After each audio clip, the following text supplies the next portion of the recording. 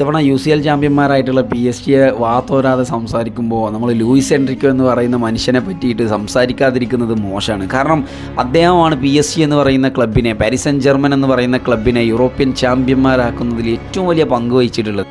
ആ മാനേജർ വേഷത്തിൽ പലരും ഇറങ്ങിപ്പോയിട്ടുണ്ട്. ചിലർക്കൊക്കെ വലിയ വലിയ ബ്രഹ്മാണ്ഡ സ്കോഡുകൾ കിട്ടിയിട്ടുണ്ട്. പക്ഷേ ഒന്നും ചെയ്യാൻ സാധിക്കാതെയാണ് കൈ ഒഴിഞ്ഞിട്ട് പോയിട്ടുള്ളത്. എന്നാൽ ലൂയിസ് എൻറിക്കോ എന്ന് പറയുന്ന മനുഷ്യൻ തൻ്റെ ഇമോഷണലാക്കി എടുത്തിട്ട് തൻ്റെ എല്ലാ പ്രയത്നങ്ങളും ആ ടീമിന് വേണ്ടി നൽകിയിട്ട് ഉള്ള താരങ്ങളെ വെച്ചിട്ട് യൂറോപ്യൻ വമ്പന്മാരായി എന്നുള്ളതാണ്. അതും ഫൈനൽ മത്സരത്തിൽ ഇൻ്റർ മിലാനെ 5 ഗോളിന് പരാജയപ്പെടുത്തിയിട്ട്. എൻറിക്കയെ പറ്റി സംസാരിക്കുമ്പോൾ അദ്ദേഹത്തിൻ്റെ മകളെ പറ്റി സംസാരിച്ചിട്ടില്ലെങ്കിൽ അതൊരു മോശപ്പെട്ടിട്ടുള്ള കാര്യമാണ്. പണ്ട് UCL നേടിയിട്ട് ബാർസലോണയുടെ കൊടി നാട്ടുമ്പോൾ അദ്ദേഹത്തിൻ്റെ മകളുണ്ടാകുന്ന ഒരു ദൃശ്യമുണ്ട്.